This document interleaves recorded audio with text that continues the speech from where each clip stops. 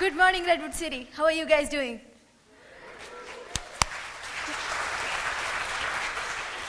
I'm Keerthana. I'm from Baker Hughes. So Baker Hughes is like the oil and gas wing of GE. And GE is huge. Baker Hughes itself is huge. And I work as a full stack web developer in Cochin.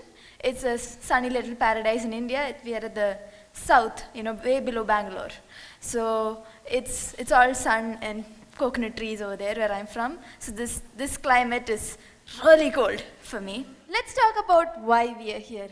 Why do we need to talk about performance? So the easiest answer would be, it's for our users, right?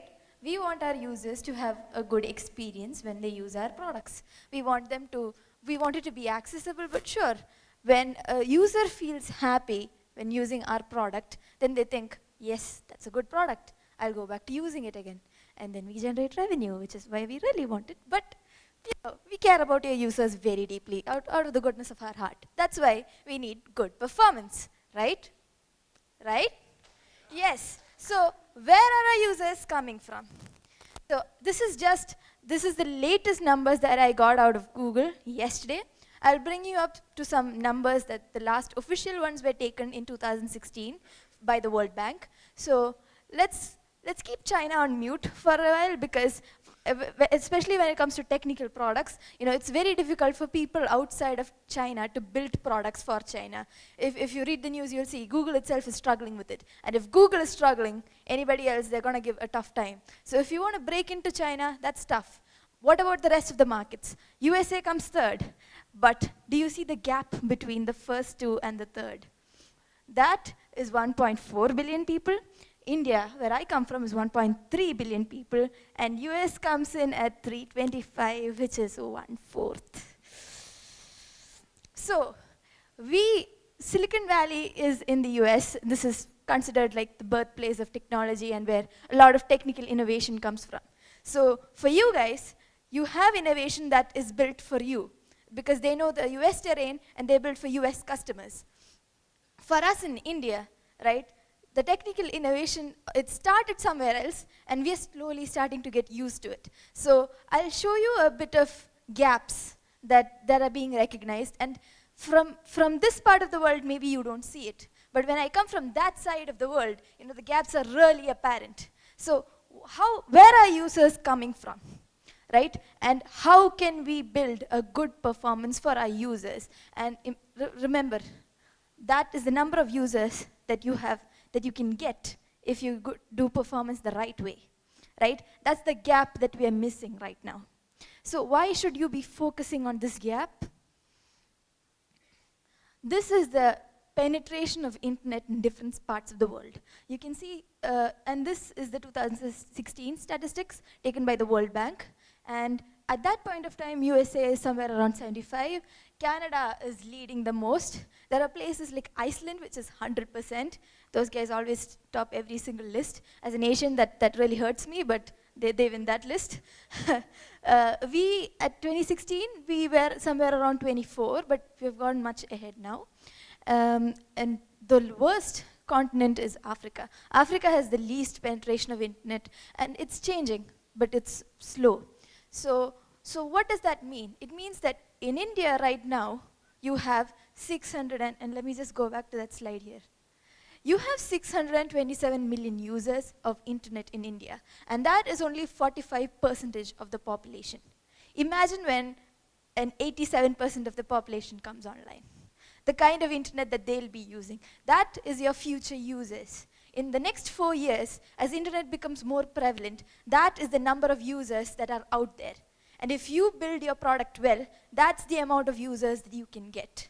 Are you ready for that kind of scale as of now?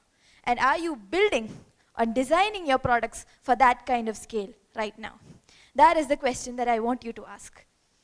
And just to put a face to the numbers that I give, in 2015, Facebook's largest audience was the US. At that point of time, Facebook had 200 million users in US. Fast forward to 2016, another country overtook Facebook, and overtook US in the number of people. Right now, India is the largest country, largest number of users in Facebook. We have almost 500 million users of Facebook. That's more than twice the amount of users of Facebook in the US, and that's 1.5 times the population of US, right? So that's the scale, and it's the difference in scale is huge once you start thinking about it. So I think I covered this part, the market saturation of technical products. And one point is that here, if you look at a service like, for example, ride sharing, you have Uber. I came here and I found out something called Lyft. And I'm guessing that there are more than one of such solutions depending on which city you are in, because there are local competitions, right? So when you have technology which has saturated this space over here, when you have 90% of the population using the internet, then you have every single person coming up, hey, I can do this. Hey, what about this approach to problem solving? So there's a saturation of products in this market. But when you're in a market which has only 45% or 55% of people using the internet, there is still scope for improvement. So people are only starting to think what the internet can bring. So if you come in at that point of time and offer a product, then you can easily get a large number of users if your product is good. The less of a challenge that you have and the larger number of users that you can get is a huge opportunity that you have in a developing market.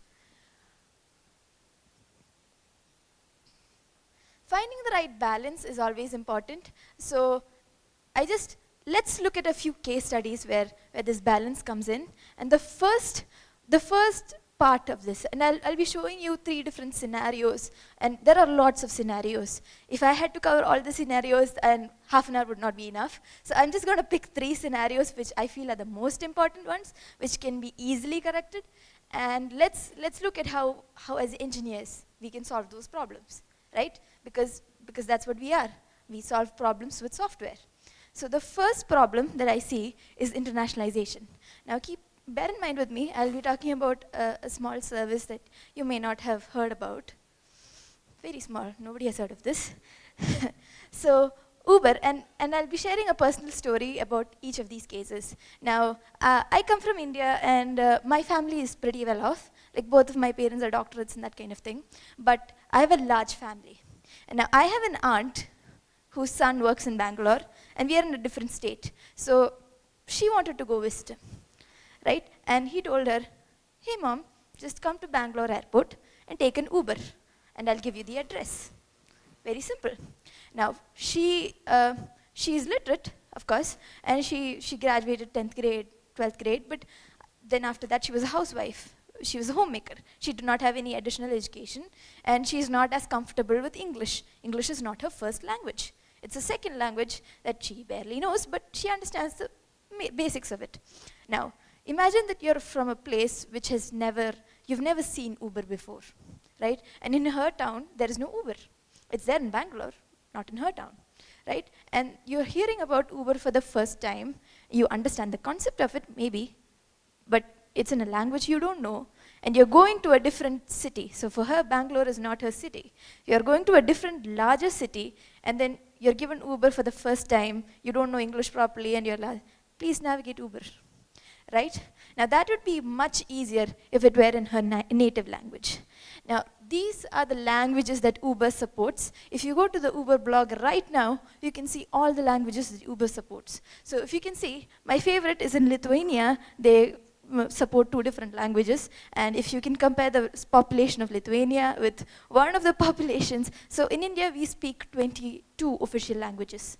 22 official languages, which means there are like more than 10 million people who speak one official language, right? And I don't know what the actual population of Lithuania is, but I don't know if there's anybody from Lithuania here, but. So as you can see, you have one language which is supported in India, which is Hindi. South India, we do not speak Hindi. It's only in North India. And South India itself is almost 500 million people, 600 million people, again more than US. So, and then there are parts in North Africa is worse, because in Africa they don't support any other language. They don't support any of their local languages, it's just English, right? So when and remember, the number of people in that area, number of people interested to use internet in that area. And the gap happens when they receive the internet, but it's in a language that they can't use. Is it really that difficult to implement internationalization in your app? Is it really? And for a company like Uber, how hard could it be, to give like a few more languages? And if you look in the Uber blog, the number of languages they support a lot of languages. They support Korean, which is a much different script than English. They support Japanese. They support a lot of the Latin languages in Europe. So they support languages in other parts of the world. Maybe they think it's not important enough. I don't know the reason. But the fact that they don't do it in a place where there is so much potential. Now, please don't be like them in your product. And that is if you're planning on building a user experience in that side of the world. So that's the basic condition. If you're a person from India, from Ghana, from Kenya, who is not a native speaker, not having an application, and remember, some of these people in this part of the world, they might be illiterate, or they might be barely literate. Literacy is not the highest virtue in the world over there. It's a bit of a tougher terrain, People prefer to work rather than to sit down and learn, right? So if you are a non-native English speaker, or if you have difficulty speaking in general, right? How can we make our applications more sensitive to that? And that is a different side of accessibility that you don't think about. And all the normal cases of accessibility that I see in the West, people who have like visual impairments or auditory impairments, all that is there. But that compounds on top of somebody who does not speak this language. So that's a use case that you can think about, and that's where we fail. And in case anybody was wondering, yes, it is very easy to implement internationalization these days. There are web standards for most of the standard languages. For example, my native language is Malayalam, which is probably difficult to pronounce. It's a long word. But I know that even my native language is supported. I think it's ML is the code that you can put in for internationalization. And almost all of the official Indian languages, there is a community working behind every single language to make sure that it is being supported. So I think Facebook and Google, they support a lot of Indian languages.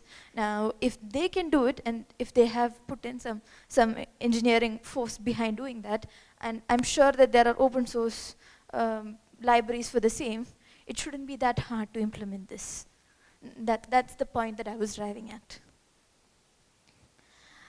The next, and that's just the easiest use case, and I'm going to talk about another use case. So I'd like to start off with asking, how many people here have an iPhone? Just hands up. I see a lot of hands.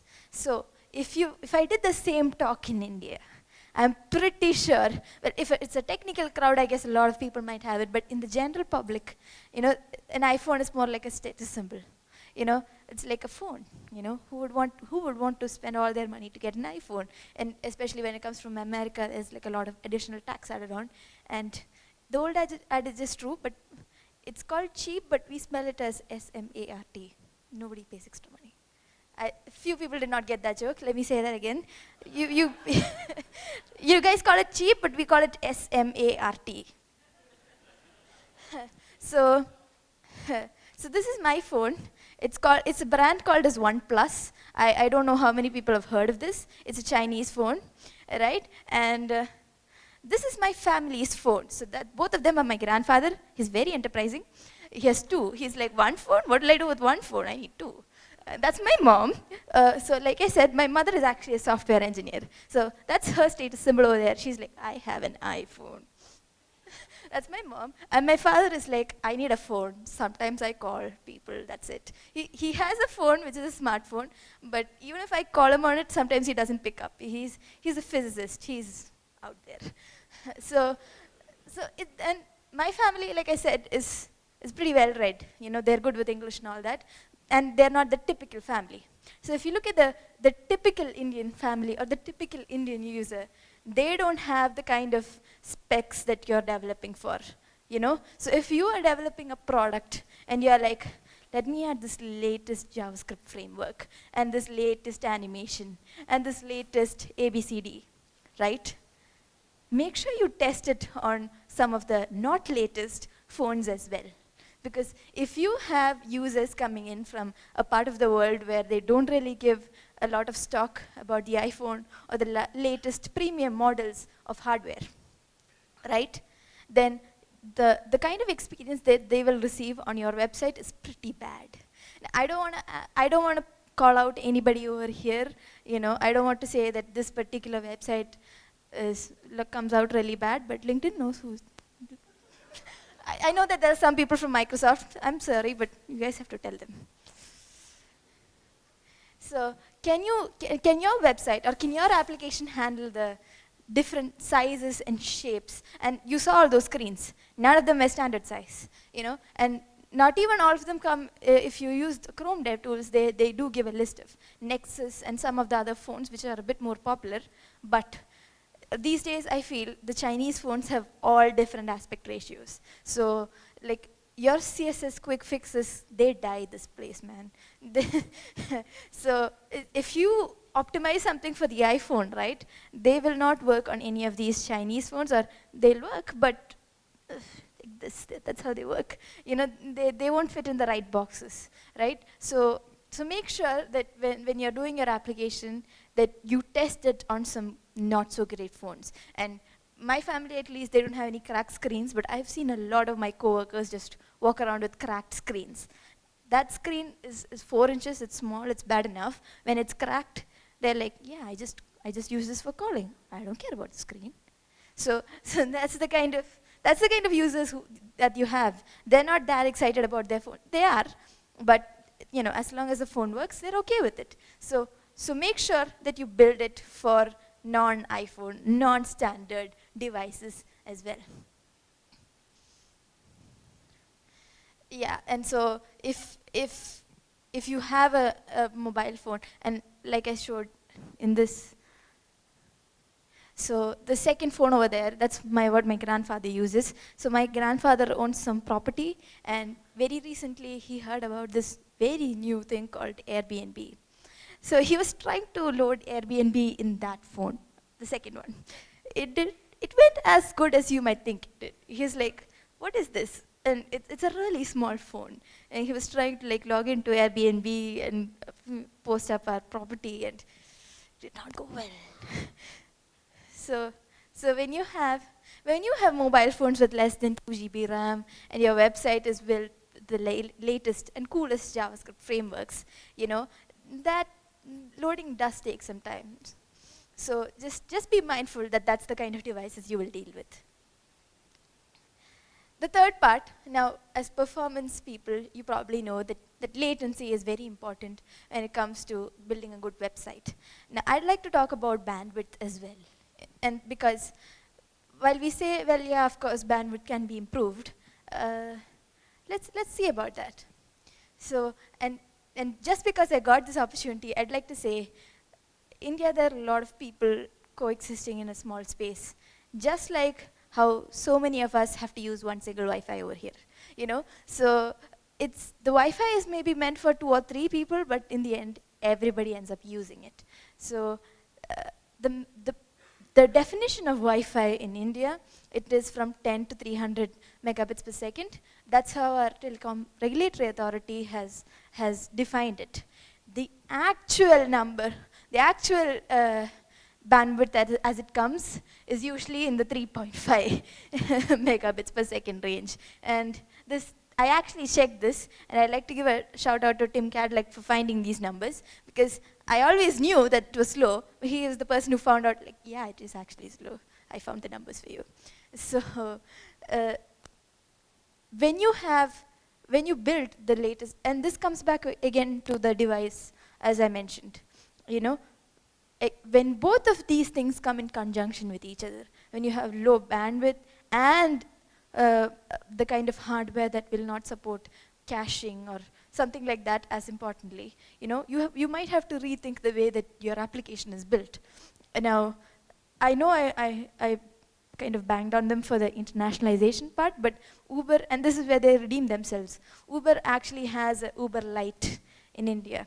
And Uber Lite is an application where typically in Uber, I think they show the map, and that takes a lot of the bandwidth, to load the map every single time and to re-render it. But in Uber Lite, they don't show the map. I think they cut out a large part of the data that is coming in just by not showing the map. So think about ways in which you can implement a light mode, or however you can use less of the internet, especially in a place where internet itself is much slower. So, and 4G is one thing. So in India, if you've seen it, it's very rare that you get 4G as 4G. I have had scenarios where it was supposed to be 4G, but my phone shows 2G, 3G, and I don't know how to describe it, but there's a mode which comes at H+. And when H+ comes, you're doomed. That's when Uber Eats goes to hell. That's when I give up on Uber Eats. I'm just gonna go out and eat myself. That has happened more than once. Okay, the H+. The H+ is the doom death of networks. So and this is how. And there's no surefire way to get rid of this. There's no surefire way of safeguarding your application against bad devices or bad Wi-Fi. The only thing you can do, and the best thing that you can do, is to test your application on some really bad devices, on some really crappy Wi-Fi, and see how it works. Get the feel of how your consumers or your users in that side of the world who use that kind of, who are in that scenario will feel like. Then that is when you will understand how you can optimize your own application to those kind of situations. And to add on to this, I think the best way that you can test is have somebody, and I've noticed that usually when applications are being beta tested, you have somebody who has already used the application previously to come and beta test the new one. I'd like to suggest that you should get somebody completely new to beta test. You should have somebody who's unfamiliar with technology to beta test the latest version of your application. And if I may, should get somebody who's a bit more older, who's a bit more out of touch with technology to beta test your application. Because I have found scenarios where, so in his phone, my grandfather was loading a website and he did not know how to swipe. Swiping did not come naturally to him. So he's like, this website is cut off. How do I do this? Oh no, the phone is broken. That was his default response. The phone is broken. I can't get to the data underneath. And so I swiped it and I showed how swiping works, and he's like, oh, this is magic. But if you do not see that kind of a user, if you do not think of that kind of user, and right after that, there are some websites which have the tiny, bottom arrow just sitting there, it does go down, right? So it's only when you see users who are not used to technology that you get feedback like that. So I think the conventional adage is, say it's so simple that even a 5-year-old can understand, but in technology, I think it's the opposite. 5-year-olds get technology really easily. When you make technology, make it for 75-year-olds. That's how easy that your technology or your application should be. Now, how can I simplify my website? I don't want to focus on how too much because you have the entire rest of the conference focusing on how. I just wanted to focus on why and some of the principles that you should be taking care of. And this was, Estelle kind of forced me into saying this, but the SVGs, you're gonna get Sarah Dresner today. I don't know if she's here already, but you're gonna get Dresner today. Estelle, maybe say that, Sarah. So, so these are just a few things that I could think of. And one bonus point that I'd like to add, so far as my experience with user experience and performance goes, the first time you log into Gmail, get this. It's like a demo model. It's like, hey, you seem to be new here. This is how Gmail works. So if you are building something consumer facing, right, try to have this kind of a demo mode built into your application. If it's for a new user, and this goes back to the 75-year-old thing that I mentioned. If you have a new user who is kind of unsure about technology, this kind of a mode really helps. And make sure that they know where this is, so in case they get stuck somewhere, they can go back and they can use it, right? Because not everybody is like us. Some people just need some extra help. Yeah, and one more part, which is probably add on to the demo mode, is if you can replace your text with icons and arrows instead, or if you can just complement them, that is usually very helpful. So in summary, these are some of the principles. These are main principles that you should keep in mind when you develop for the developing markets. Make sure that you internationalize your product, make sure that you optimize for non-standard screen sizes, and make sure that you have some kind of fallbacks when slow internet or really bad internet speeds happen. So we'd like to think that software ages like fine wine, but no, software ages like milk. You leave milk outside, it goes bad pretty easily. So make sure that you take your time and design your software well, so that even if you leave it out, you get yogurt instead of spoiled milk. So that's my time today. I don't know if there's time for questions, but if there are any, and the organizer does not seem to be yelling at me, so I think I have time. If there's any questions, I'd like to take them. So technically, I don't know how to implement that. Okay, so I think your question, what you were mentioning, is how can you do it, right? How can I find out when there is good speed of internet to do the actual version, and when this internet goes slower to implement the light version? Is that your question? Which is my favorite way. Okay, so in my application at least, I don't deal with this. This is just my observations as a software engineer. My application is completely different from what I've been speaking so far. I work in the oil and gas business.